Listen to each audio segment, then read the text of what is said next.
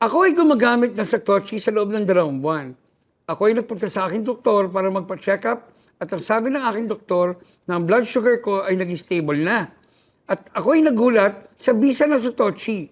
Ako ay nakakakain na at nakakatulog na ng maayos. At saka, ang aking 200, naging 154 na lang po kasi nag-take ako ng Satoshi. Pero nung mapakilala sa akin to ng kaibigan ko, itong Satoshi po, nagulat po ako, nabigla, at nagkaroon ng pag-asa.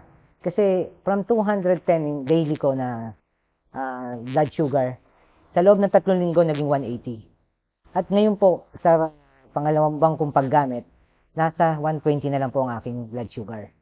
Laking himala po nitong Satoshi na to. Ito po ay tinuturing kong isang medisina na galing sa Diyos, no?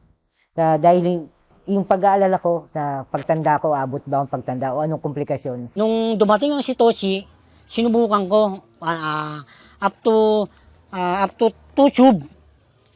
Nagkaroon ng less ang aking pag-inom sa Satoshi. Nawala yung pamamanhid ng pako, nag-less siya. Tapos yung gutom, medyo nag-less din. Hindi ako dati talagang kakain ako pag nagutom ako, kain. Medyo nag-less din ng konti. Pati yung sakit ng ulo ko, nag-less din. Etong Satoshi, nagpapasalamat ako na dumating sa buhay ko to. Dahil lahat ng naging naramdaman ko sa katawan ko, nag-less siya. Tandaan, sa sandaling makaramdam ng sintomas ng diabetes, katulad ng pagsakit ng ulo, pagsakit ng kasukasuan, hypertension, or pagtaas ng sugar level, uminom ng Satoshi. Satoshi is number 1 for diabetes.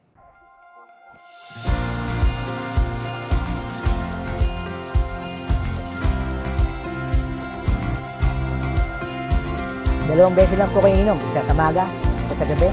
In 2 to 3 weeks, himala po makikita niyo. I-monitor niyo po para masubukan niyo. Maraming salamat.